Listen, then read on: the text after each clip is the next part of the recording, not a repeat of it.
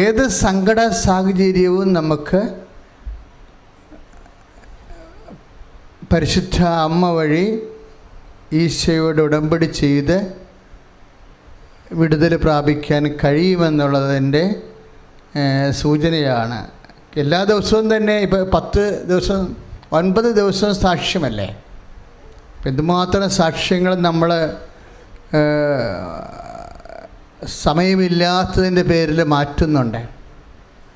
അപ്പം എൻ്റെ സഹോദരൻ ചെയ്യേണ്ടത്, സാക്ഷ്യം ഇവിടെ പറയാൻ അവസരം കിട്ടിയില്ലെങ്കിലും നിങ്ങൾ വീണ്ടും വീണ്ടും പ്രാർത്ഥിക്കുക. പുതിയ പുതിയ അനുഭവങ്ങൾ വരുമ്പോൾ നല്ല സാക്ഷ്യമായി മാറുമ്പോൾ ഞങ്ങൾ അവസരം തരും.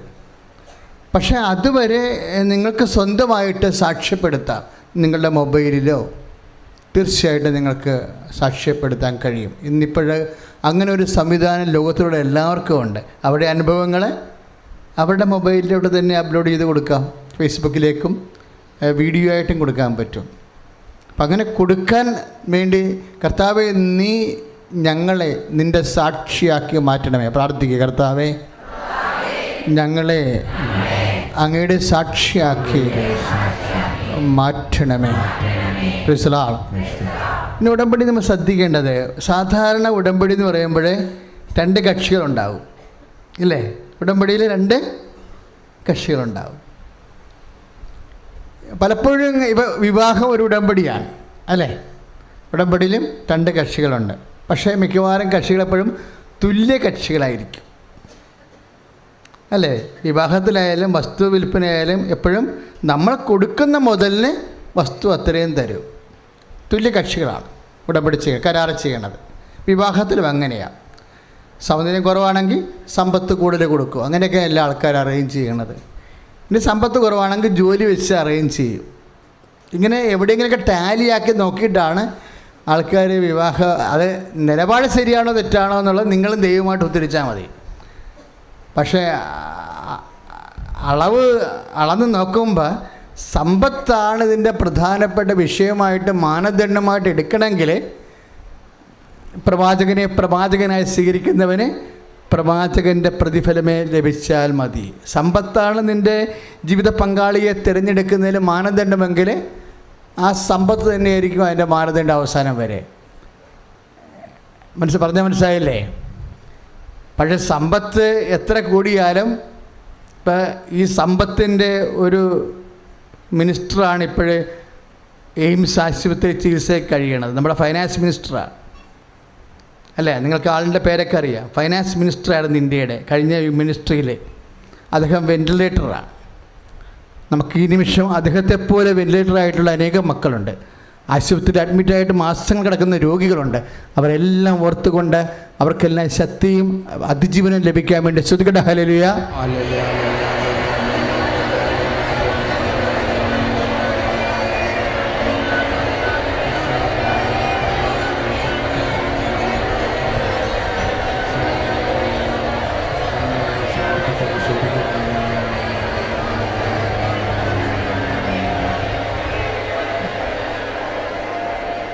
Price the Lord, hallelujah. ഇപ്പം എത്ര സമ്പത്ത് വന്നാലും ഈ രാജ്യത്തിൻ്റെ തന്നെ ധനകാര്യ മന്ത്രിയായാലും ചില കാര്യം വരുമ്പോൾ നമ്മൾ നിസ്സഹായരാണ്. ഇപ്പം തുടങ്ങിയല്ലത്. അരുൺ ജെയ്റ്റ്ലിയുടെ വിഷയം മാത്രമല്ല, മനുഷ്യൻ്റെ മൊത്തം വിഷയങ്ങളാണ്. ഈ നിസ്സഹായ അവസ്ഥയിൽ നിന്നാണ് ദൈവാശ്രയം ആരംഭിക്കുന്നത്, അല്ലേ? ഇപ്പോൾ ഒരു സാക്ഷ്യം, ഒരു കുഞ്ഞിൻ്റെ സാക്ഷ്യം കേട്ടില്ലേ? അവരോട് ഞാൻ 2 പ്രാവശ്യം പറഞ്ഞതാണ്. എന്താ പറഞ്ഞത്? നിൻ്റെ കുഞ്ഞിനെ കർത്താവ് സുഖപ്പെടുത്തിയിരിക്കുന്നത്. 2 ഒരേ ഡിസീസ് ആയതുകൊണ്ടാണ് ഇങ്ങനെ പറയാൻ കാരണം. ധനകാര്യം വന്ന രോഗവും ആ കുഞ്ഞിൻ്റെ രോഗവും ഒന്ന് തന്നെയാണ്. അതുകൊണ്ടാണ് അങ്ങനെ പറയണത്. അവർക്ക് എന്താണ് ധനമായിട്ടുള്ളത്? വിശ്വാസമാണ്. അതാണ് വിഷയം. ആ കുഞ്ഞിൻ്റെ അമ്മയ്ക്ക് വിശ്വാസമുണ്ട്. ആ വിശ്വാസമാണ് നമ്മളെ ദൈവത്തിൻ്റെ ഈ ഉടമ്പടിയിൽ തുല്യ പങ്കാളിയാക്കണത്. പിടികിട്ടിയ? നമ്മൾ ഈ ഉടമ്പടി ചെയ്യുന്ന ആരുമായിട്ടാണ്? പരിശുദ്ധ അമ്മ വഴി ദൈവത്തോടാണ് ഉടമ്പടി ചെയ്യണത്. അപ്പോൾ ഉടമ്പടി ചെയ്യണ വ്യക്തികൾ എപ്പോഴും ആരായിരിക്കണം? തുല്യ പങ്കാളികളായിരിക്കും. അപ്പോൾ ദൈവത്തോട് തുല്യ പങ്കാളിത്തം ഉണ്ടാക്കാൻ നമുക്ക് മെറിറ്റില്ല, ഇല്ലേ? പക്ഷെ ഉള്ള മെറിറ്റ് എന്താ? വിശ്വാസമാണ്. ഇപ്പം എബ്രഹാത്തിനോട് ദൈവം ഉടമ്പടി ചെയ്തില്ലേ, ഇല്ലേ? എബ്രഹാത്തിനോട് ഉടമ്പടി ചെയ്തപ്പോൾ എന്താണ് എബ്രഹാത്തിന് വന്നിരുന്ന വിഷയം? എബ്രഹാം ദൈവതിരുസന്നിധിയിൽ തുല്യ പങ്കാളിയല്ല, ആണോ? എബ്രഹാം തുല്യ പങ്കാളിയല്ല. അദ്ദേഹം പ്രായം കവിഞ്ഞ ആളാണ്, നാട്ടുകാരുടെയും വീട്ടുകാരുടെയും സപ്പോർട്ടില്ലാത്ത ആളാണ്. അവിടെ നിന്നെല്ലാം ഊറിൽ നിന്ന് നിപ്പൂറിൽ നിന്നൊക്കെ അദ്ദേഹം മാറി താമസിച്ചിവിടെ ഹെബ്രോനിൽ വന്നിരിക്കുക. ഇപ്പോൾ സ്വന്തപ്പെട്ടവരും ബന്ധുക്കളൊന്നും ഇല്ല. അവിടെ ഭാര്യയും ഭർത്താവുമായിട്ട് കുറച്ച് കന്നുകാലികളുമായിട്ട് ജീവിച്ചു പോകുന്ന ആളാണ്. ഇയാളടുത്താണ് പറയണത്, അടുത്ത വസന്തത്തിൽ ഞാൻ നിന്നെ സന്ദർശിക്കുമ്പോൾ നിനക്ക് ഒരു കുഞ്ഞുണ്ടായിരിക്കുമെന്ന് പറയും. അപ്പോൾ എബ്രാഹാം ആ ദൈവത്തിൻ്റെ വാഗ്ദാനത്തിന് എബ്രാഹാം പകരം വെക്കണത്, തുല്യ പങ്കാളിയാകണത് എങ്ങനെയാണ്? വിശ്വസിച്ച് കൊണ്ടാണ്, അല്ലേ? അപ്പോൾ എപ്പോഴും നമ്മൾ ഉടമ്പടി ചെയ്യുമ്പോൾ തുല്യ പങ്കാളിയുടെ വിഷയമുണ്ട്. അപ്പം നമ്മൾ ദൈവത്തിൻ്റെ തുല്യ പങ്കാളിയായി മാറുന്നത് എങ്ങനെയാണ്? നമ്മുടെ വിശ്വാസത്തിൽ നമ്മൾ വളർന്നുകൊണ്ടാണ്. Price the Lord. വിശ്വാസത്തിൽ നിന്നാണ് ഈ വിശുദ്ധി ഉണ്ടാകുന്നത്. വിശ്വാസം വളർന്നാൽ ആ വിശ്വാസം ഒരു വ്യക്തിയെ ദൈവതിരുസന്നിധി തുല്യ പങ്കാളിയാക്കുന്നത് എങ്ങനെയാണ്? ദൈവത്തിൻ്റെ വാക്കനുസരിച്ചുള്ള ജീവിത രീതികളിലൂടെയാണ്. അതിനാണ് വിശുദ്ധി എന്ന് പറയുന്നത്. അതുകൊണ്ടാണ് എബ്രഹാത്തിനോട് പറയുന്നത്, നീ എൻ്റെ മുമ്പാകെ നടന്ന് വിശുദ്ധിയിൽ വ്യാപരിക്കുക. Price the Lord. അപ്പം നമ്മൾ ഇപ്പോൾ ഉടമ്പടിയുടെ നടപടിക്രമം അനുസരിച്ച് കൊണ്ട് ഇപ്പോൾ ചിലർ മദ്യപാനം അവസാനിപ്പിച്ചു, പലരും കാരുണ്യ പ്രവൃത്തിയിലേക്ക് പ്രവേശിച്ചു, പ്രാർത്ഥനയിലും വിശുദ്ധിയിലും വ്യാപരിക്കണമെന്ന് പറയുമ്പോൾ അതിൻ്റെ അർത്ഥം എന്താണ്? ദൈവത്തോട് തുല്യ പങ്കാളിയായി നമ്മൾ വിശ്വാസം കൊണ്ടും വിശ്വാസത്തിനടുത്ത പ്രവൃത്തിയായ വിശുദ്ധി കൊണ്ടും വളർന്നു വരികയാണ്. മനസ്സിലായില്ലേ? ഉടമ്പടിയിൽ നിങ്ങൾ കാരുണ്യ പ്രവൃത്തികൾ ചെയ്യുമ്പോഴും, ഉടമ്പടിയിൽ നിങ്ങൾ വചനം കേൾക്കുമ്പോഴും വായിക്കുമ്പോഴും നടപ്പിൽ വരുത്തുമ്പോഴും നമ്മൾ ചിന്തിക്കേണ്ടത് എന്താണ്? ഉടമ്പടി പ്രകാരം ദൈവതിരുസന്നിധി നമ്മൾ തുല്യ പങ്കാളിയായിട്ട് വരാൻ ശ്രമിക്കുകയാണ്. എന്തുകൊണ്ട്? നമ്മുടെ വിശ്വാസവും വിശ്വാസത്തിനടുത്ത പ്രവൃത്തിയാകുന്ന വിശുദ്ധിയും കൊണ്ട്. സ്തുതിക്കട്ടെ, ഹല്ലേലൂയ.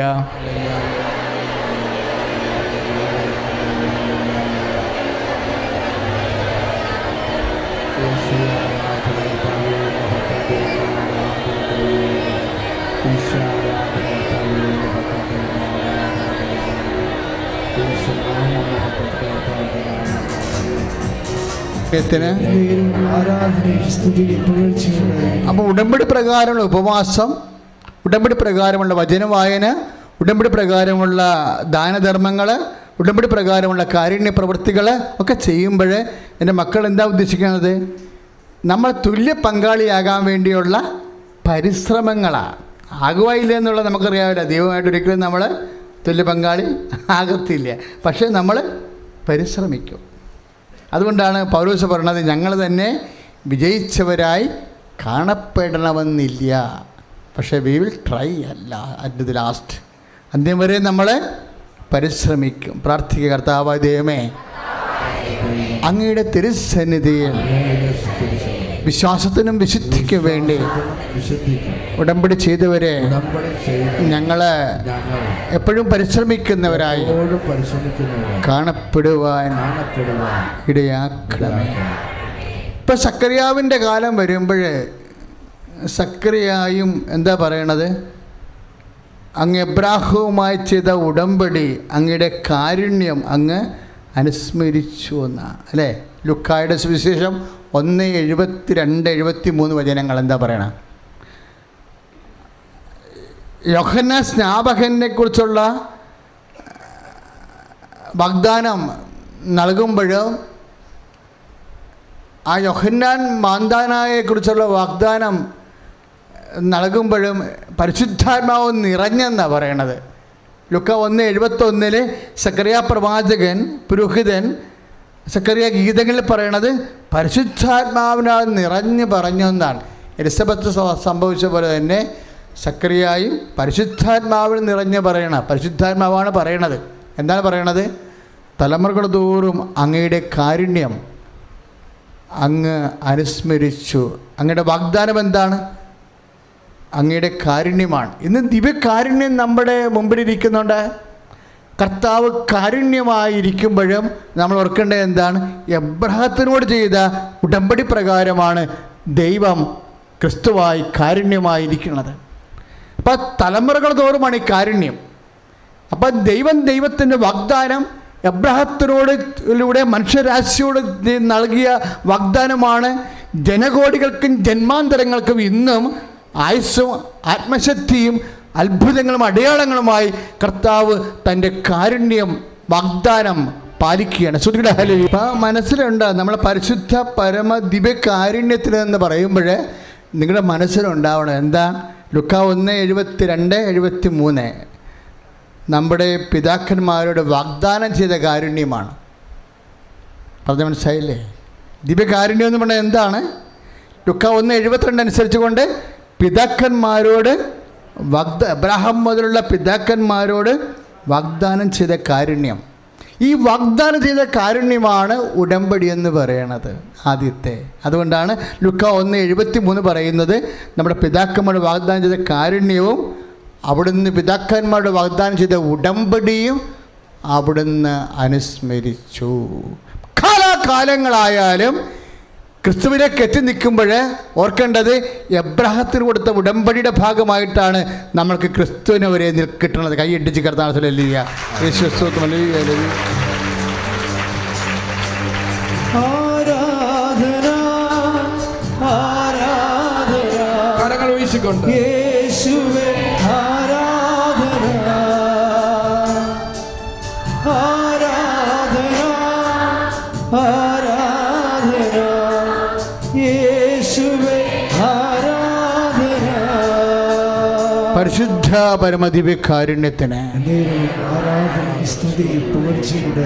പരിശുദ്ധ പരമദിവ്യകാരുണ്യത്തിന് പരിശുദ്ധ പരമദിവ്യകാരുണ്യത്തിന്.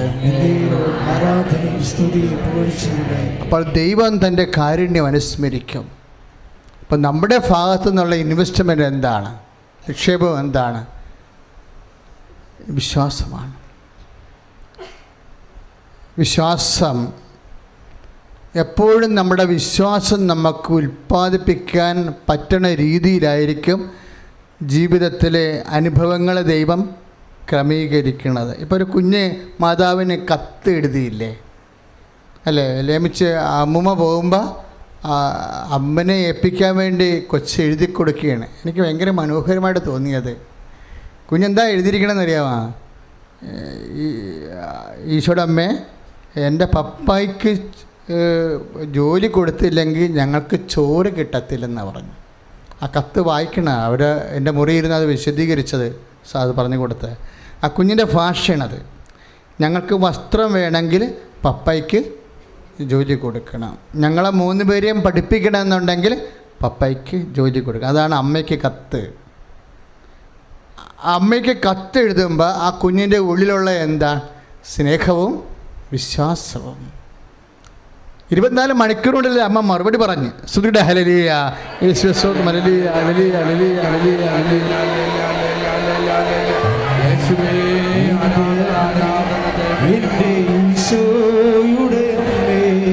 കൊണ്ടുവരേണ്ടത്. എന്നിട്ട് ബൈബിൾ എടുക്കുമ്പോൾ തന്നെ പറയാം, കർത്താവേ അങ്ങയുടെ വചനങ്ങളെല്ലാം സ്നേഹത്തോടെ വായിക്കാൻ എന്നെ അഭിഷേകം ചെയ്യണമേ. അങ്ങയുടെ വചനങ്ങളെല്ലാം വിശ്വാസത്തോടെ വായിക്കാൻ എന്നെ അഭിഷേകം ചെയ്യണമേ. ചുമ്മാ എടുത്ത് ഉടനെ വായിക്കരുത്. ദൈവം ലൈനിലുണ്ടെന്ന് ഉറപ്പ് വരുത്തണം. അതിന് കുറച്ച് നേരം വെറുതെ ഇരിക്കണം. പറഞ്ഞ മനസ്സിലായില്ലേ?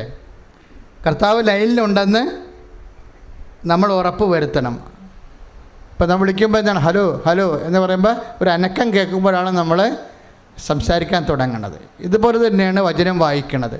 വചനം വായിക്കുമ്പോൾ വിശ്വാസപ്രമാണം ചൊല്ലി വെറുതെ ഇരിക്കണം. ഇത്തിരി നേരം, ഒരു സെക്കൻഡ്, ഒരു 5 സെക്കൻഡൊക്കെ വെറുതെ ഇരിക്കണം. എന്നിട്ട് നമ്മൾ തന്നെ ഒരു അവയർനെസ്സിലേക്ക് വരണം. എന്താണ്?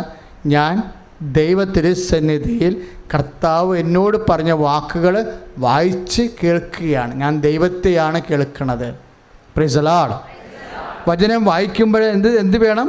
നമ്മളെ ദൈവത്തെയാണ് കേൾക്കണത്. ഇന്നിപ്പോൾ ഈ മൊബൈലിലൊക്കെ ഉള്ള കാരണം എന്തൊരു അനുഗ്രഹമാണ്. ബൈബിൾ മൊത്തം മൊബൈലുണ്ട്. അപ്പോൾ പുസ്തകം കൊണ്ട് നടക്കേണ്ട കാര്യമില്ല. വെറുതെ ബസ് ഇരുന്നുകൊണ്ട് ബൈബിൾ നോക്കിയെടുത്താൽ മതി. വായിക്കുക. എത്ര നേരം വേണമെങ്കിൽ നമുക്ക് വായിക്കാം. നമുക്ക് വേണമെങ്കിൽ വായിച്ച് കേൾക്കുകയും ചെയ്യാം. ഇയർഫോൺ ഉണ്ടെങ്കിൽ ഹിയറിംഗ് ബൈബിൾ അപ്ലോഡ് ചെയ്ത് കേൾക്കാം. ചെറുപ്പക്കാർക്കൊക്കെ ഒത്തിരി സൗകര്യങ്ങളാണ് ഇന്നുള്ളത്. അതവർ പ്രയോജനപ്പെടുത്തണം ശരിക്കും. സ്തുതിയുടെ ഹല്ലേലൂയ.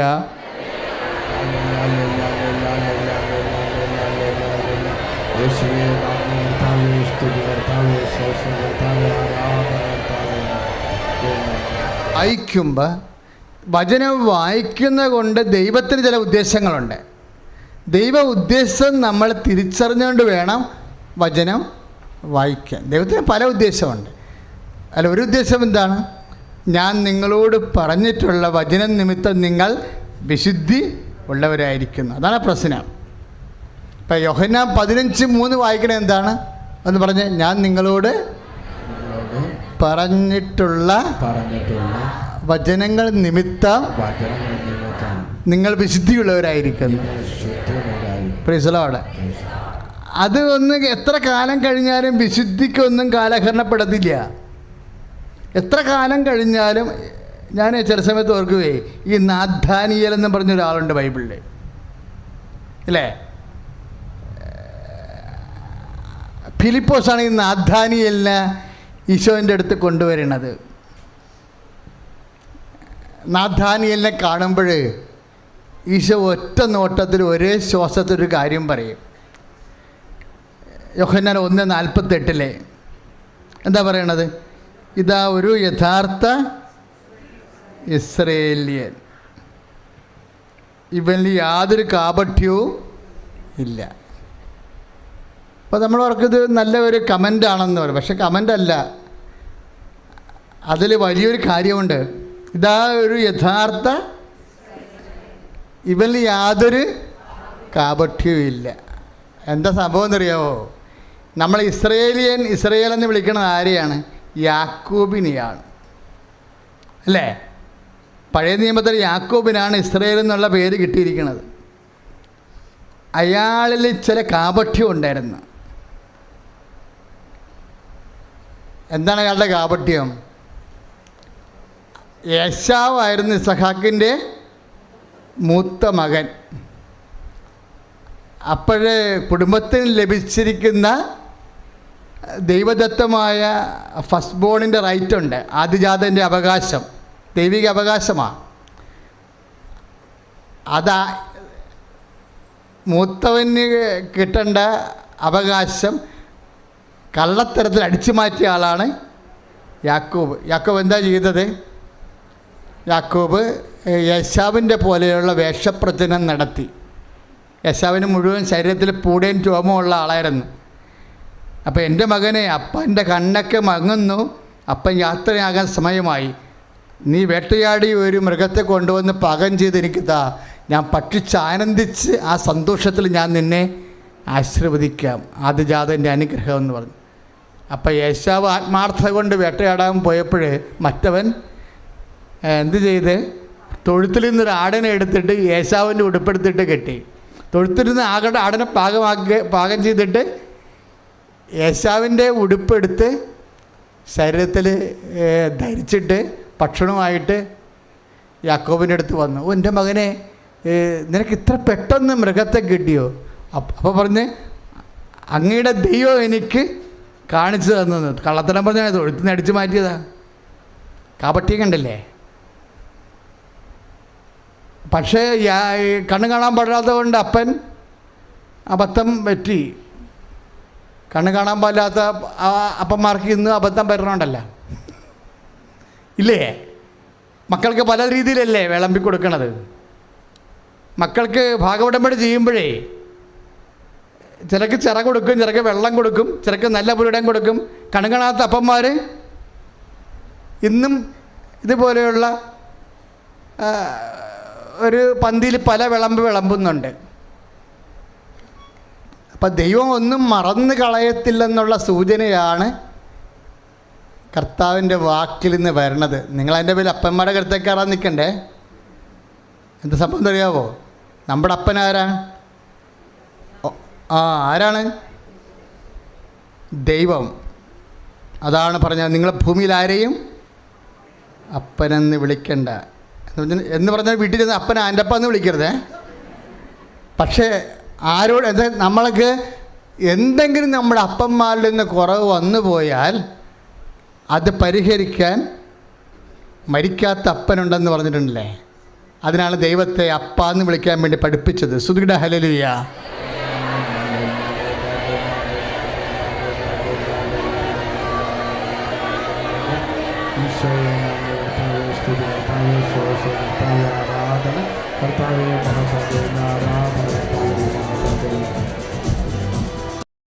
പരമദിവ്യകാരുണ്യത്തിന്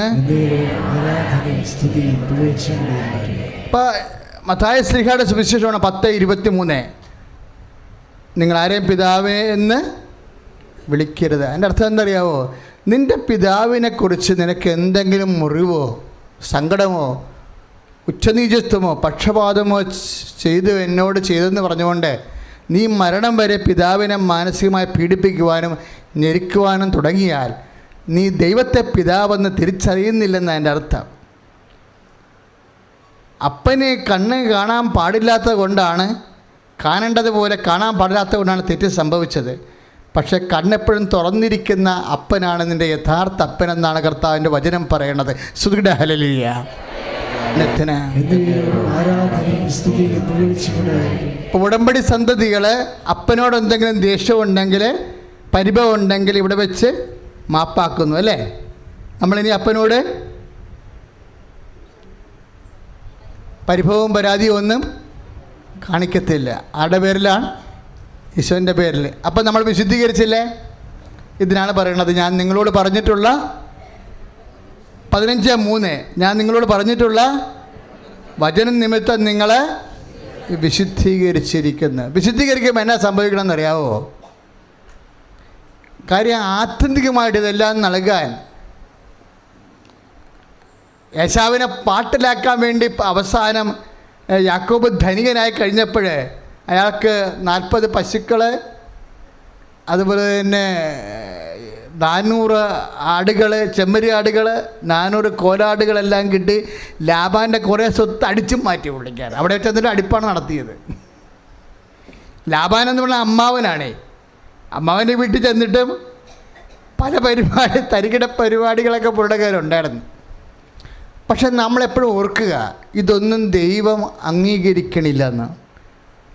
തരികിട പരിപാടികളൊന്നും അംഗീകരിക്കണില്ല. കർത്താവിൻ്റെ കാലം വരുമ്പോഴും നാഥാനിയലിനെ കണ്ടപ്പോഴേ യാക്കോബിനുള്ള പാരപണികളെ കണ്ടില്ലേ? അപ്പോൾ ദൈവത്തിൻ്റെ മനസ്സിൽ നിന്ന് അത് മാറിയിട്ടില്ലെന്നല്ലേ എൻ്റെ അർത്ഥം. പണ്ട് ചെയ്തൊരു വിഷയമാണ്, കാപട്യം കാണിച്ചതാണ്. യേശാവിൻ്റെ ഉടുപ്പെടുത്തിട്ട് അവനെ പറ്റിച്ച കാപട്യം കാണിച്ചതാണ്. പക്ഷേ കർത്താവിൻ്റെ മനസ്സിൽ നിന്ന് അത് മാറണില്ല. കർത്താവ് വരുമ്പോഴേ തീരുമാനിച്ചിരിക്കുന്നത് എന്താണ്? വിധിയെല്ലാം പുത്രനെ ഏൽപ്പിച്ചിരിക്കുന്നു. അങ്ങനെ വചനമില്ലേ? 5:22 യോഹന്നാൻ 5:22 വിധിയെല്ലാം പുത്രനെ ഏൽപ്പിച്ചിരിക്കുന്നു. അപ്പൻ്റെ കാലത്ത് ചെയ്തതാണെങ്കിലും പുത്രൻ്റെ കാലം വരുമ്പോഴും കർത്താവ് ഒരു തീരുമാനമെടുത്തു. എന്താണ്? യാക്കോബിൻ്റെ കാപട്യം തന്നെ. കാര്യം എന്താണ്? അവനെയാണ് വിധിക്കാൻ അധികാരം. അപ്പോൾ വിധിക്കാൻ അധികാരമുള്ളവൻ്റെ മുമ്പിൽ നമുക്ക് ഇന്നല്ലെങ്കിൽ നാളെ നാഥാരിയൻ്റെ വേഷത്തിൽ യാക്കോബിന് നിൽക്കേണ്ടി വരുമെന്ന് വിശ്വാസം തിരിച്ചറിയണം. കൈ അടിച്ച് കർത്താവ്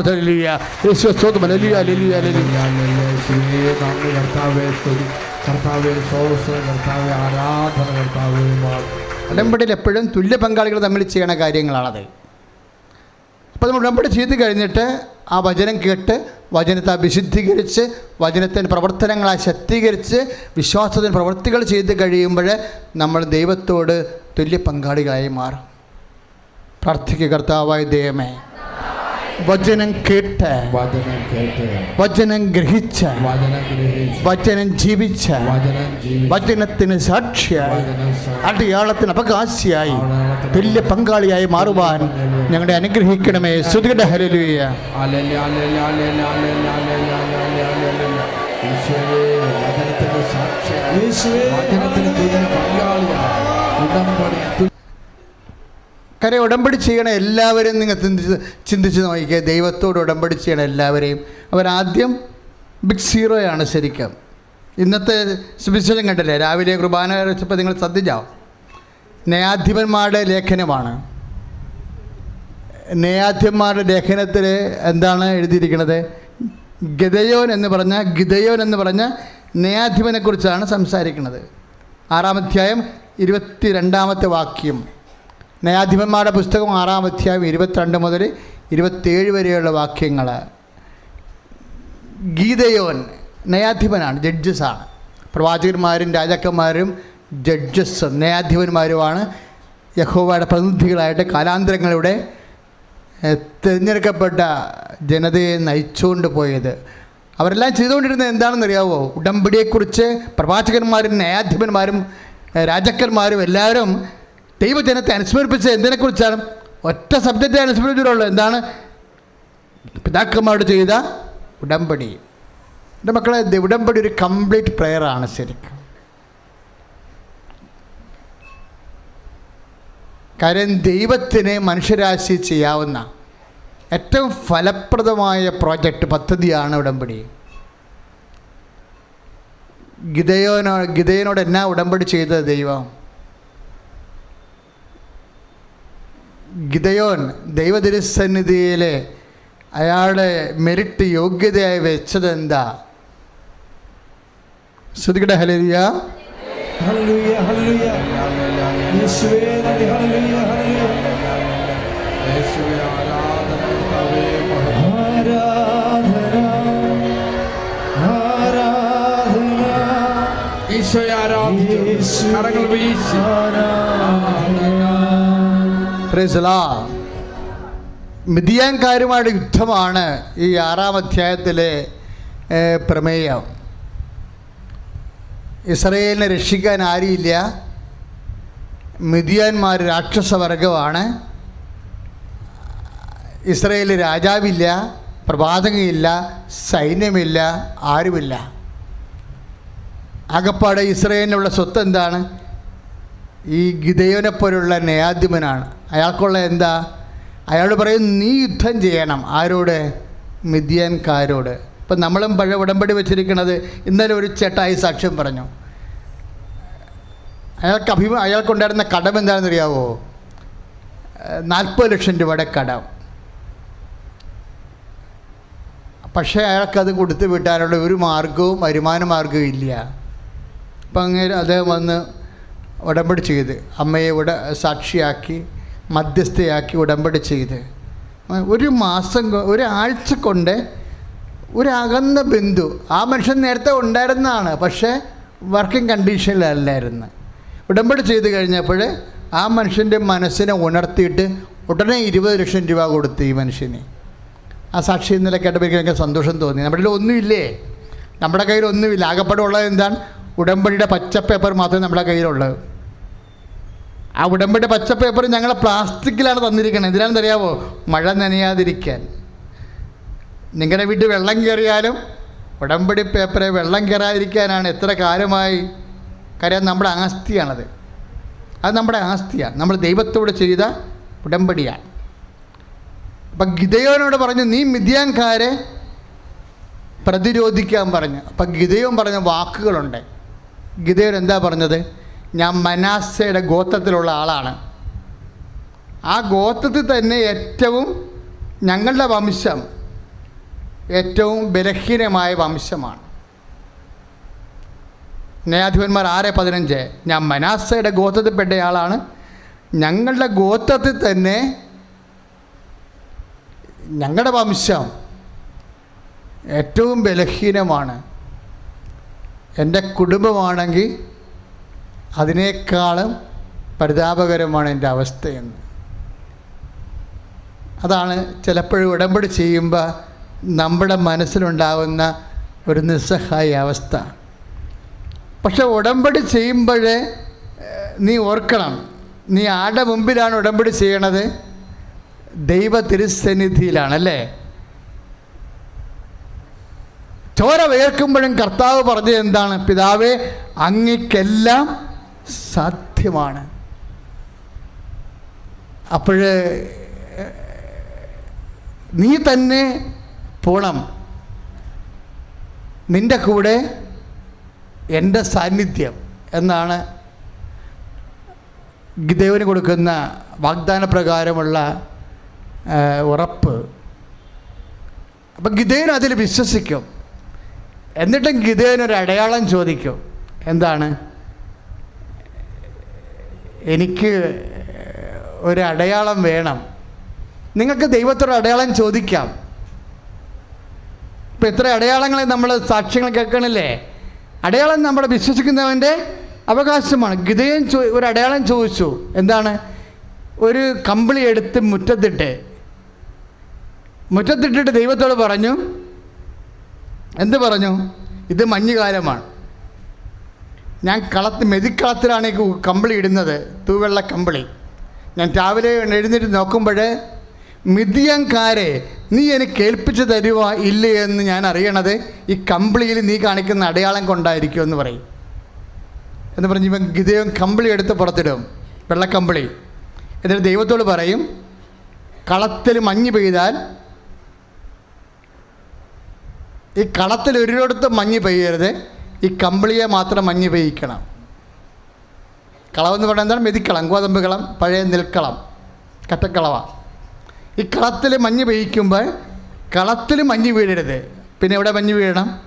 എൻ്റെ കമ്പിളിയെ മാത്രം മഞ്ഞ് വീഴണം ഞാൻ രാവിലെ എഴുന്നേറ്റ് നോക്കുമ്പോൾ. അങ്ങനെയാണെന്ന് അടയാളം കണ്ടാൽ അതിൻ്റെ അർത്ഥം മിദ്യാൻകാരെ നീ എനിക്ക് ഏൽപ്പിക്കുമെന്നാണ്. എന്നാൽ ഞാൻ യുദ്ധം ചെയ്യും. എൻ്റെ കുടുംബം, എൻ്റെ വംശവും എൻ്റെ ഗോത്രം എത്ര ബലഹീനമായിരുന്നാലും നിൻ്റെ ശക്തി എനിക്കുണ്ടാവുമെന്ന് ഞാൻ മനസ്സിലാക്കുമെന്ന് പറയും. ഗിദെയോൻ അതുപോലെ ചെയ്തിട്ട് കൂടാരത്തിൻ്റെ വാതിലടക്കും. ഒന്നുറങ്ങി എഴുന്നേറ്റിട്ട് മുറ്റത്ത് വന്ന് ആദ്യം നോക്കണ കമ്പിളിയാണ്. കമ്പിളി പിഴിയണ പോലെ മഞ്ഞ് കിടക്കും. ഗിദെയോൻ ചുറ്റി നടന്ന് നോക്കും, കളത്തിൽ ഒരിടത്തും മഞ്ഞില്ല. പിന്നെ ഗിദെയോൻ പറയണത് അടിക്കളാന്ന് പറയണം. എന്താണ്? യഹോവ നമ്മുടെ കൂടെയെന്ന്. ശ്രുതിക്കട്ടെ ഹല്ലേലൂയ. യേശുവേ സ്തോത്രം. ഹല്ലേലൂയ, ഹല്ലേലൂയ.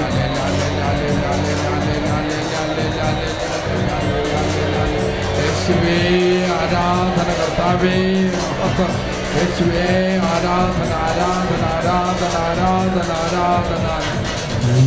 അപ്പോൾ ഉടമ്പടി ചെയ്യണ ആദ്യകാലങ്ങളിൽ ഗിദെയോനെപ്പോലെ മനാശയുടെ വംശം അശക്തമാകാം. അതിൽപ്പെട്ട ഗോത്രത്തിലുള്ള ഉടമ്പടിയുടെ പ്രകാരം ഗിദെയോൻ്റെ ഗോത്രം ബലഹീനമാകാം. ഗിദെയോൻ്റെ കുടുംബത്തിനും ആസ്തി ഇല്ലാതെ ആയിരിക്കാം. പക്ഷെ നമ്മുടെ ആസ്തി ആരാണ്? കർത്താവാണ് ആസ്തി. പതുക്കെയാണ് ഇവൻ അടയാളം കിട്ടിയിട്ട് കർത്താവിൻ്റെ സാന്നിധ്യം തിരിച്ചറിയണത്. അപ്പം നീ ഇവിടുന്ന് പോകുമ്പോൾ എന്തിനും മനസ്സിലുണ്ടാവണം, ഞാൻ കർത്താവുമായിട്ട് ഉടമ്പടി ചെയ്തിരിക്കുന്നത്. ഗിദെയോൻ പറഞ്ഞ പോലെ എൻ്റെ കുടുംബം, എൻ്റെ ജീവിതം, എൻ്റെ ആരോഗ്യം, എൻ്റെ സാമ്പത്തിക സ്ഥിതി, എൻ്റെ ബുദ്ധി എല്ലാം വളരെ ബലഹീനമാണ്. ഇപ്പം ഇന്നലെ ഒരു മോള് സാക്ഷ്യം പറഞ്ഞായിരുന്നു. ICCR പരീക്ഷ എഴുതിയിട്ട് ഒക്കെ റാങ്ക് കിട്ടിയതാണ്. അപ്പം ICCR എന്ന് പറഞ്ഞത് നമ്മുടെ IAS പോലെ എന്ത് സംഭവമാണ്, എനിക്ക് അതിനെക്കുറിച്ച് കറക്റ്റായിട്ട് അറിയാൻ പാടില്ല. പക്ഷേ അവൾ പറഞ്ഞത് അവളുടെ കൂട്ടുകാരവിടെ കളിയാക്കി, ഇതിന് IAS ബുദ്ധി വേണ്ട കേസാണ്. ഇതൊക്കെ നമുക്ക് പറഞ്ഞിട്ടുള്ള സാധാരണ ബേസിക് സ്റ്റുഡൻറ്റിന് പറഞ്ഞിട്ടുള്ള കാര്യമില്ല. ഞാനൊരു ബേസിക് സ്റ്റുഡൻ്റാണെന്നാണ് അവൾ പറയണത്. എനിക്കിതിൻ്റെ ഒരു ആഗ്രഹം മാത്രമേ ഉള്ളൂ, ഇതിന് പോകണമെന്നുള്ളത്. എൻ്റെ ആഗ്രഹം പിന്നെ ഉള്ളത് എന്താണ്? കർത്താവാണ് എൻ്റെ ആസ്തി എന്ന് പറയണം. അതുകൊണ്ട് ഞാൻ ഉടമ്പടി ചെയ്ത് ഞാൻ പറ്റണ പോലെ പഠിച്ചു. അപ്പോൾ എല്ലാവരും എന്നെ കളിയാക്കി, ഇതിന് പ്രാർത്ഥന കൊണ്ട് വലിയ കാര്യമില്ല, പഠിക്കാനുള്ള മനുഷ്യൻ പഠിക്കുക തന്നെ വേണം. കൂട്ടുകാർ പറഞ്ഞു കൊടുക്കുന്നതാണ്. പ്രാർത്ഥന കൊണ്ട് കാര്യമില്ലെന്നാണ് പറഞ്ഞത്. പ്രാർത്ഥന കൊണ്ട് കാര്യമില്ല, പഠിക്കാനുള്ളത് പഠിക്കുക തന്നെ വേണം. അതിനുള്ള ബുദ്ധിയും കഴിവും ഉണ്ടെങ്കിൽ മാത്രമേ ഈ പരിപാടിക്ക് പോകാൻ പറ്റത്തുള്ളൂ എന്നാണ്.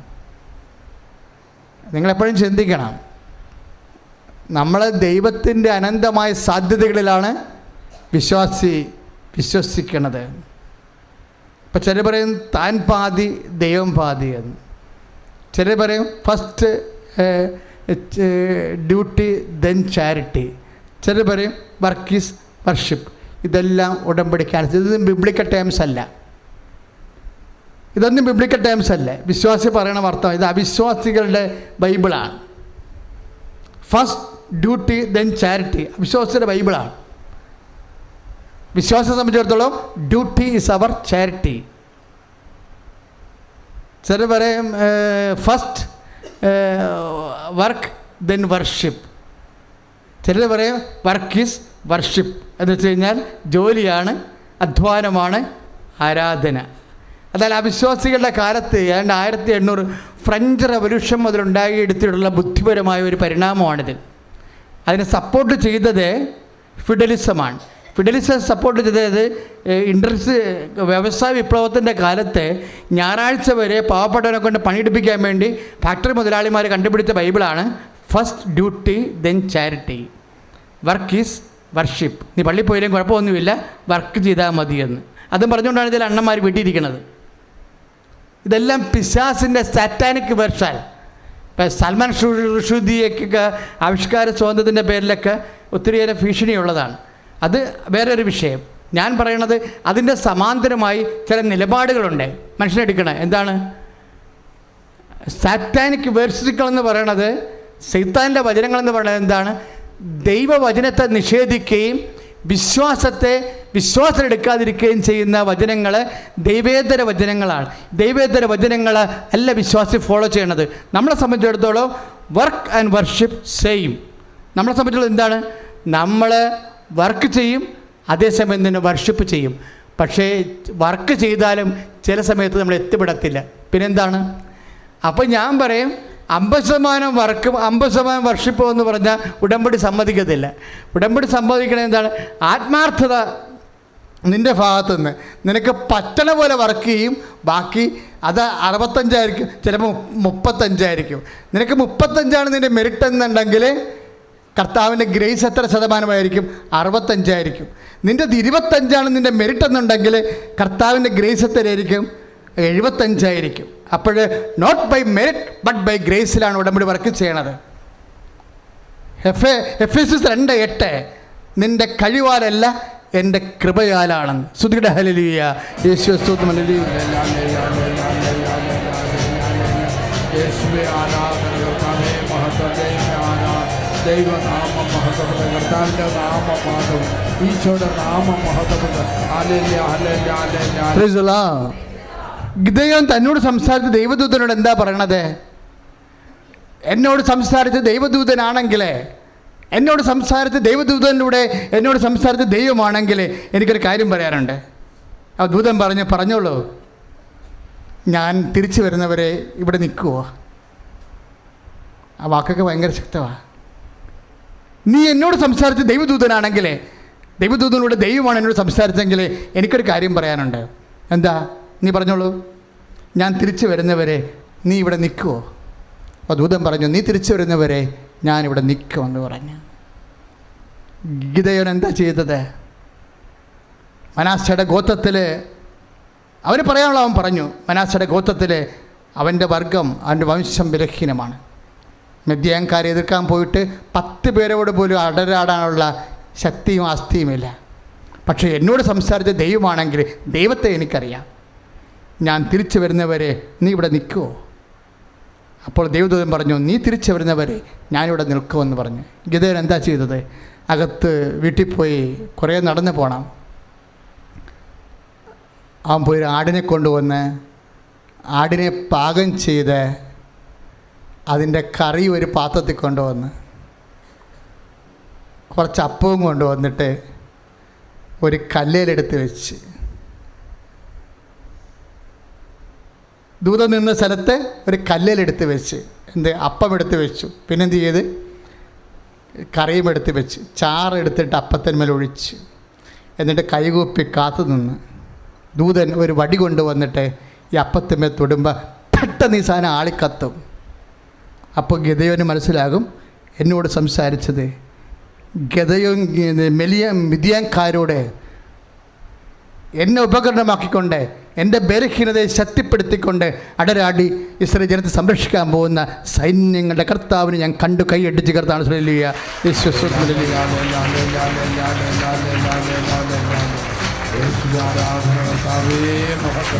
ഹല്ലേലൂയ, ജയം ഹല്ലേലൂയ, യേശു കർത്താവ് ജീവിക്കുന്നു. ഹല്ലേലൂയ, ജയം ഹല്ലേലൂയ, യേശു കർത്താവ് ജീവിക്കുന്നു. That is worship, not work is worship. മനസ്സിലായില്ലേ? ഇതുവരെന്താ മെദ്യാൻകാർ നമ്മൾക്ക് ഒതുക്കാൻ പറ്റാത്ത അത്രയും ശക്തന്മാരാണ്. അവനെ എതിരെ അടരാടാൻ വേണ്ടിയുള്ള ശക്തി നമ്മൾ സംസ്വീകരിച്ചത് എങ്ങനെയാണ്? വർഷിപ്പിൽ നിന്നാണ്. ഗിദെയോൻ എന്താ ചെയ്തത്? കർത്താവിനെ ആരാധിച്ചവിടെ ബലിപീഠമുണ്ടാക്കി. അവൻ പറ്റുന്ന രീതിയിൽ ആരാധന എന്ന് പറഞ്ഞാൽ എന്താണ്? അത് ശക്തിയാണ് ശരിക്ക്. വർക്കല്ല വർഷിപ്പ്.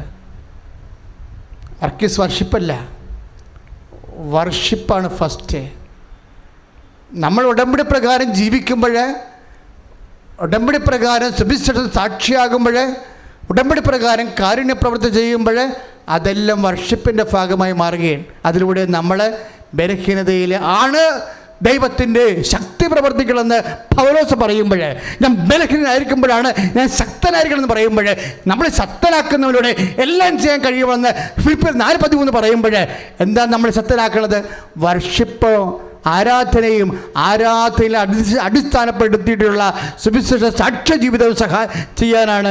അതിലൂടെയാണ് നമ്മൾ ശക്തീകരിക്കുന്നതും നമ്മളുടെ എല്ലാ വെല്ലുവിളികളെയും നമ്മൾ അതിജീവിക്കുന്നതും. കൈയടിച്ച് കർത്താവ് ഹല്ലേലൂയ.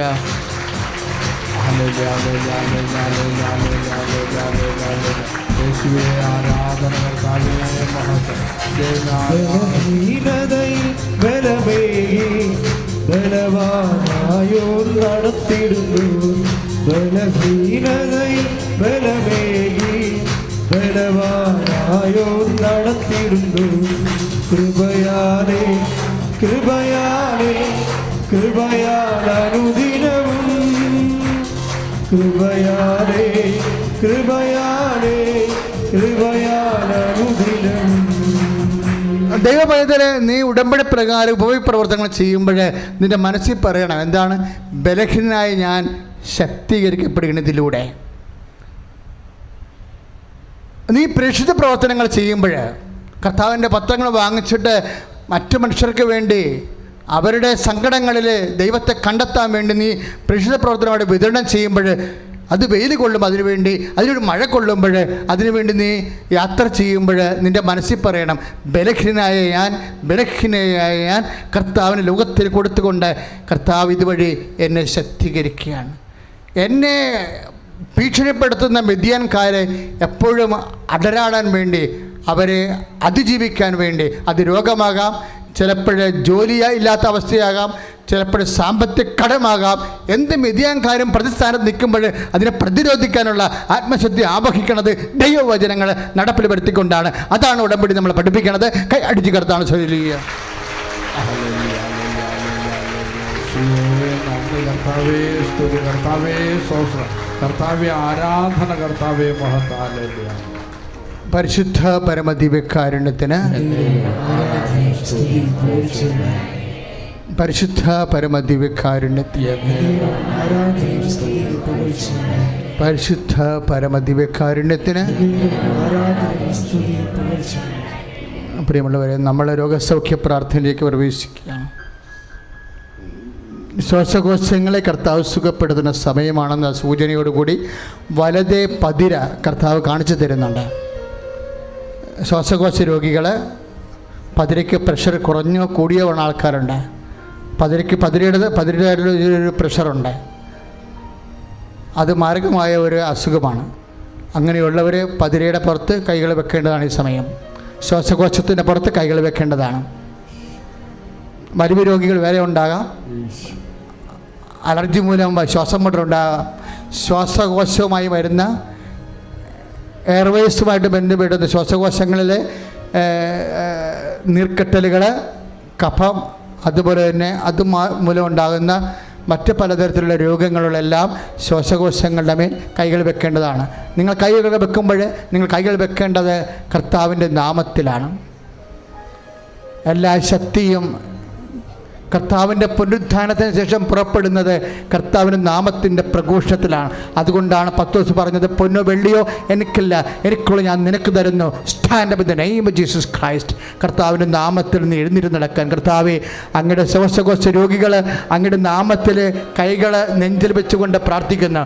കർത്താവ്, ശ്വാസകോശ രോഗികൾ, കഫക്കെട്ടുകാർ, നീർക്കെട്ടക്കാർ, കർത്താവ് അങ്ങയുടെ നാമത്തിൽ കൈകൾ വെച്ചുകൊണ്ട് പ്രാർത്ഥിക്കുന്നു. കർത്താവെ, നിന്റെ തിരുമുറിവാർന്ന കൈകൾ, നിന്റെ തിരുമുറിവാർന്ന കൈകൾ ശ്വാസകോശങ്ങൾ വെക്കണമേ. കരളിനെ സ്പർശിക്കണമേ, ഹൃദയത്തെ സ്പർശിക്കണമേ. ശ്വാസകോശ രോഗങ്ങൾ യേശുക്രിസ്തു വിശുദ്ധ മരത്താൽ ഈ ഇവിടെ ഉള്ള രോഗങ്ങൾ അകലങ്ങൾ ഇരുന്നു കൊണ്ട് ധ്യാനത്തിൽ പങ്കെടുക്കുന്നവരുടെ ശ്വാസകോശ രോഗങ്ങൾ യേശുക്രിസ്തു നാമത്തിൽ വിശുദ്ധ രക്തത്താൽ കഴുകപ്പെടട്ടെ. കർത്താവിന്റെ നാമത്തിൽ മാരക രോഗങ്ങൾ സൗഖ്യമാകട്ടെ.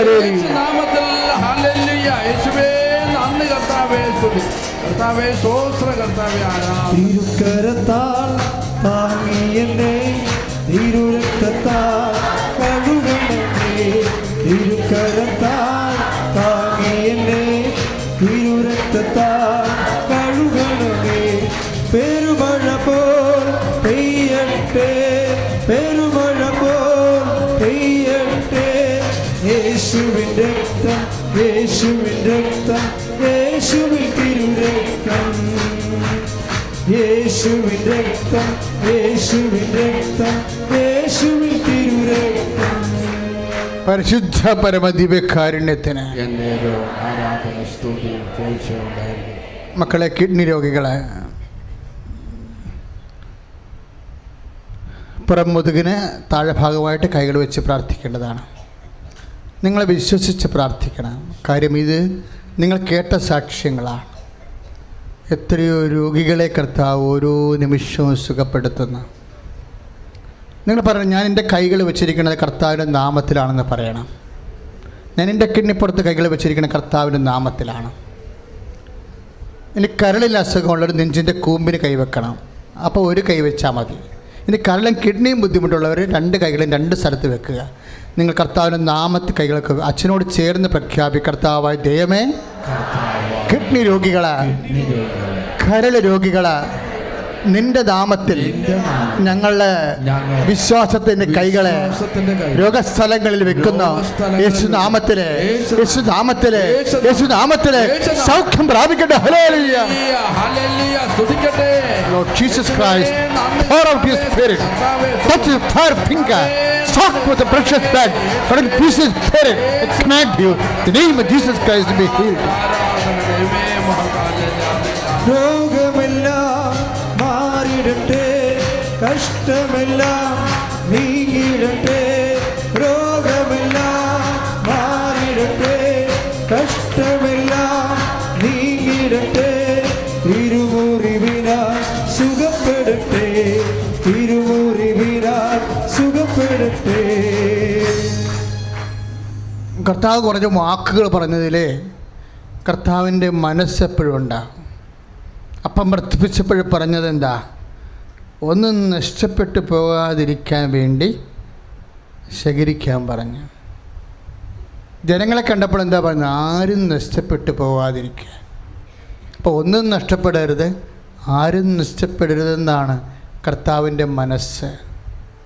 ഇപ്പം നമ്മൾ രോഗികളായിരിക്കാൻ കർത്താവ് ആഗ്രഹിക്കണില്ലെന്ന് മനസ്സിലായില്ലേ? ഒന്നും നഷ്ടപ്പെടരുത്, ആരും നഷ്ടപ്പെടരുത്. ഹൃദയരോഗികളെ ഹൃദയസ്ഥാനങ്ങളിൽ കൈകൾ വെക്കുക. തൈറോയ്ഡ് രോഗികൾ തൊണ്ടയിൽ കൈകൾ വെക്കുക. ഗർഭാശയ രോഗികളുണ്ട്, പിസ്റ്റുല രോഗികളുണ്ട്, PCOD രോഗികളുണ്ട്, അണ്ടാശയത്തിൽ സിസ്റ്റുള്ളവരുണ്ട്. അവിടെ എല്ലാം അടിവയറ്റി കൈവെക്കുക.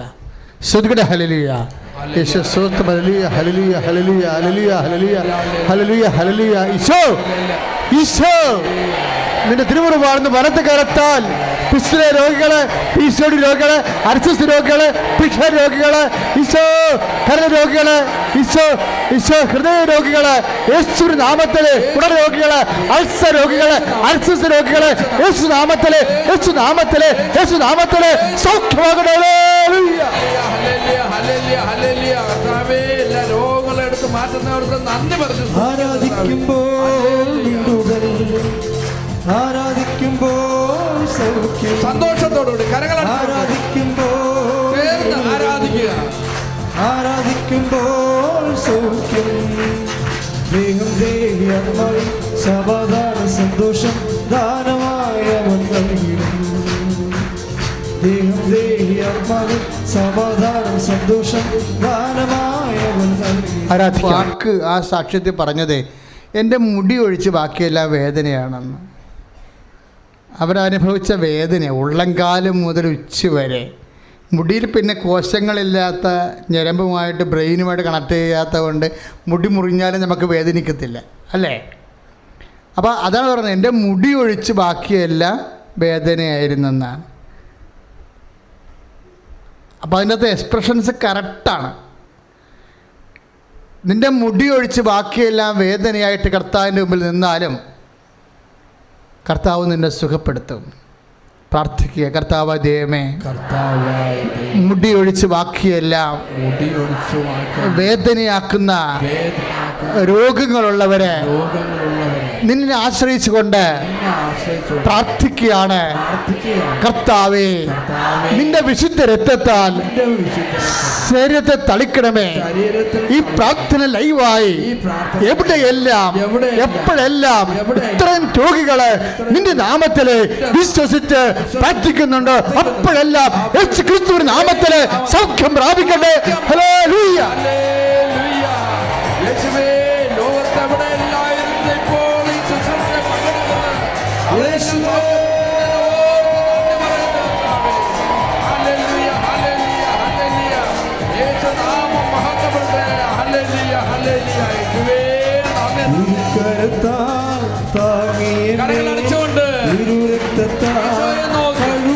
വിശ്വാസത്തോടെ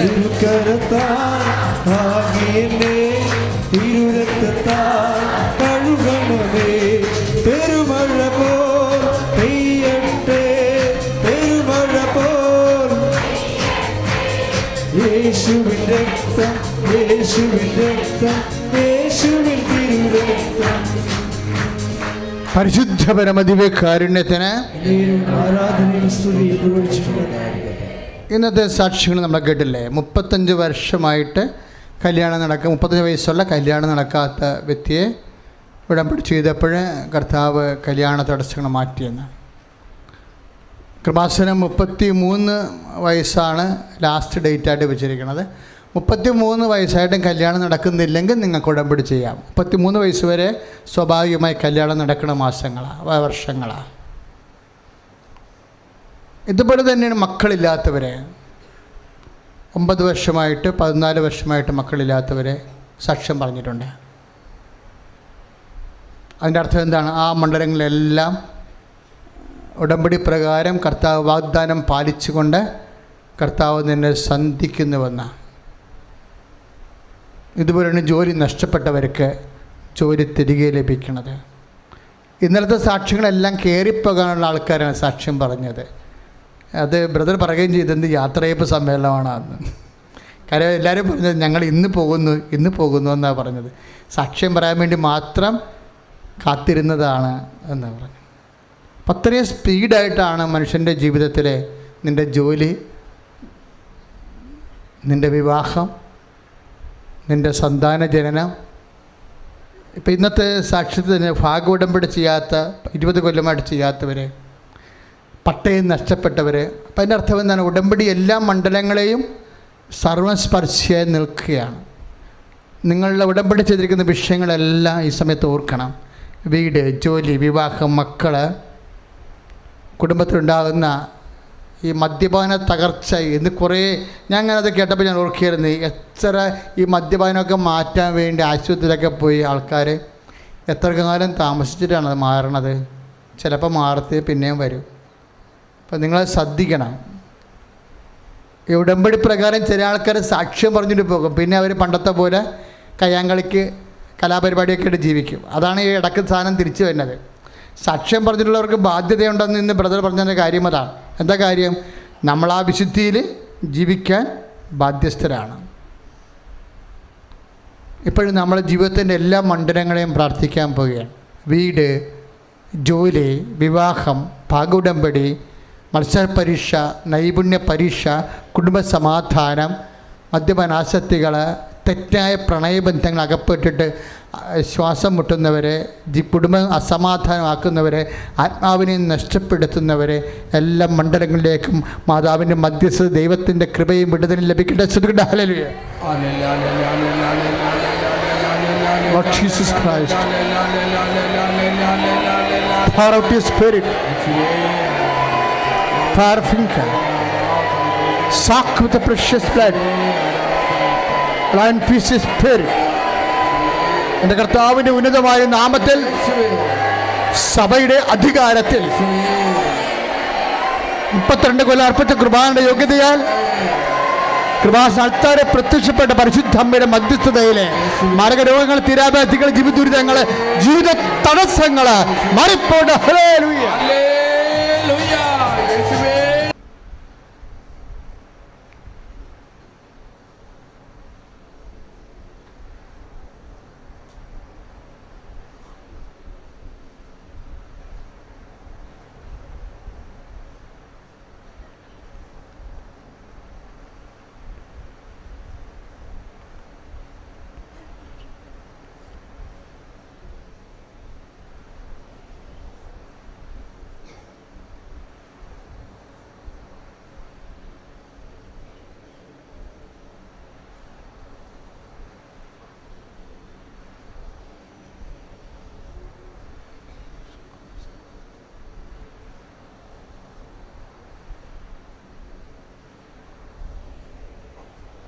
പ്രധാനപ്പെട്ട ഡേറ്റുകൾ ഓർക്കുക.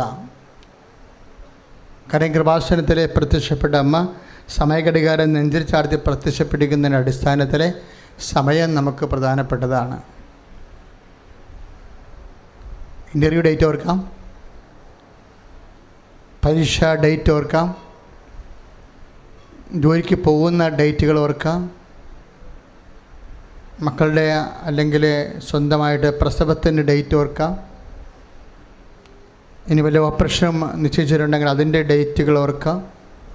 ഭാഗോടമ്പടി ഡേറ്റ്, സ്ഥലമളവിൻ്റെ ഡേറ്റ്, കോടതിയിലെ കേസിൻ്റെ ഡേറ്റ് ഓർക്കാം. ഇതെല്ലാം ഡേറ്റുകൾ ഓർക്കുക. പരിശുദ്ധ അമ്മ വഴി തീയതി ഞാൻ ഈശോയ്ക്ക് സമർപ്പിക്കണമെന്ന് മനസ്സിൽ പറയുക.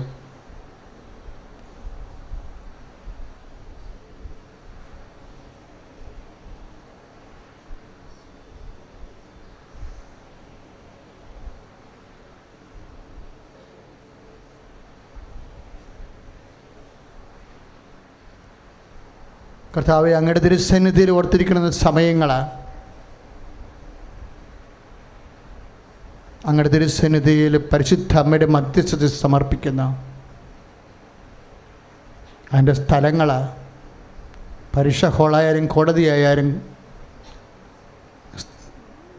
രജിസ്ട്രേഷൻ ഓഫീസായാലും അങ്ങയുടെ ഇടപെടലിൻ്റെ എല്ലാ സമയങ്ങളും സ്ഥലങ്ങളും പരിശുദ്ധ അമ്മ വഴി ഈശോയ്ക്ക് സമർപ്പിക്കുന്ന കർത്താവെ, ആ സ്ഥലങ്ങളിലെ സമയങ്ങളിലും അങ്ങ് ഇടപെടണമേ. സ്തുതിക്കട്ടെ. ഹല്ലേലൂയ.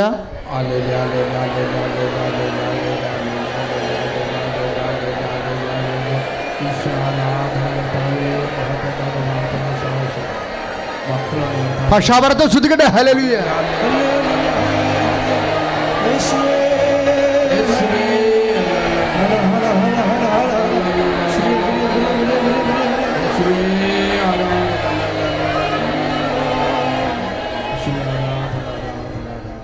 നിറച്ച വസ്തുക്കൾ കയ്യിലെടുക്കുക.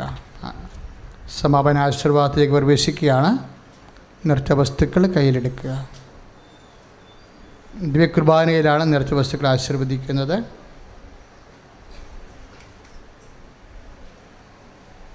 പത്രം കർത്താവിനെ അറിയിക്കാനുള്ളതാണ്. അറിയാത്തവരെ അറിയിക്കുക, അറിഞ്ഞവരെ ആഴപ്പെടുത്താനുള്ളതാണ്. പത്രം വാങ്ങിച്ചിട്ട് അതിൻ്റെ ചീട്ട് വാങ്ങിച്ചിട്ടാണ് നിങ്ങൾ പോകേണ്ടത്. പ്രേക്ഷിത വേലയ്ക്ക് വേണ്ടിയുള്ളതാണത്. ഉടമ്പടി ചെയ്തവരും ചെയ്യാത്തവരും കൃപാസനത്തിൻ്റെ നേർച്ചയാണ് പത്രം. അത് പ്രേക്ഷിത വേലയായി നിറവേറ്റേണ്ടതാണ്. കൗണ്ടറിൽ പത്രമുണ്ട്, വാങ്ങിക്കാവുന്നതാണ്. ഉടമ്പടി ചെയ്തവർക്ക് അതിൻ്റെ പ്രകാരമായിട്ടുള്ള പ്രേക്ഷിതത്തിൻ്റെ കാർഡ് തരും, പ്രേക്ഷിത കാർഡുകൾ. ഉടമ്പടി പുതുക്കാൻ വരുമ്പോൾ നിങ്ങൾക്കത് സഹായമാകും. എല്ലാ ദിവസവും ഉടമ്പടിയുണ്ട്, ഇന്നും ഉണ്ട്. അകലങ്ങളിൽ നിന്നൊക്കെ വന്നിട്ടുള്ള ആൾക്കാരില്ലേ, ഇപ്പോൾ കോഴിക്കോട് നിന്നൊക്കെ 4 വണ്ടിയൊക്കെ വന്നിരിക്കണം. അപ്പോൾ അതിൻ്റെ അകത്ത് ഉടമ്പടി ചെയ്യാത്തവരുണ്ടാവും. അപ്പോൾ ഉടമ്പടി ചെയ്യാത്തവർക്ക് അവർക്ക് സങ്കടമാണ്. ഇവിടെ വരെ വന്നിട്ട് ഇനി ഉടമ്പടി ചെയ്യാൻ വേണ്ടി വേറെ ദിവസം വരണമല്ലോ എന്ന് ഓർത്ത് പണ്ടുള്ളവരൊക്കെ കുറേ വിഷമിച്ചിട്ടുണ്ട്. ഇപ്പോൾ അതിനൊക്കെ സമാധാനമായി. കാര്യം എന്താ, 3:30 മണി മുതൽ ഉടമ്പടി തുടങ്ങും. ഇന്ന് ഉടമ്പടി ചെയ്യാത്തവർക്ക് ചെയ്തിട്ട് പോകാനുള്ള അവസരമുണ്ട്. ഒരു ഓഫീസുമായിട്ട് നമ്മുടെ പടിഞ്ഞാറെ ഓപ്പണിനോട്ടിരുന്ന് വന്നാൽ മതി. ഉടമ്പടി ചെയ്യാൻ ആഗ്രഹിക്കുന്നവർ, അകലെയുള്ളവർ, ഹൈ റേഞ്ചിൽ വിഴിഞ്ഞത്ത്, ഇപ്പോൾ ഈ വിഴിഞ്ഞത്തുള്ള സാക്ഷിയൊക്കെ ഇന്ന് കേട്ടില്ലേ, പകലെയുള്ള ആൾക്കാർക്ക് ഇവിടെ എത്തിയിട്ടുണ്ട്. അവരുടെ കൂട്ടത്തിൽ ഉടമ്പടി ചെയ്യാതെ അവർ വേറൊരു ദിവസം വന്ന് ഉടമ്പടി ചെയ്യേണ്ടി വരുമ്പോൾ അത്രയും ദിവസം പോകും, അത്രയും കാശ് പോകും, അത്രയും ബുദ്ധിമുട്ടാണ്. അപ്പോൾ ആ ബുദ്ധിമുട്ട് ഒഴിവാക്കാൻ വേണ്ടിയാണ് അകലെയുള്ളവർക്ക് പുതുക്കാനും ഉള്ള അവസരമുണ്ട്. അതുപോലെ തന്നെ ഉടമ്പടി പണ്ടൊക്കെ വേറൊരു ദിവസം വരണമായിരുന്നു പുതുക്കാൻ വേണ്ടി. ഇപ്പം അത് വേണ്ട, പ്രാർത്ഥനയ്ക്ക് വന്നാൽ മതി, അന്ന് തന്നെ അകലെയുള്ളവർക്ക് പുതുക്കി കിട്ടും.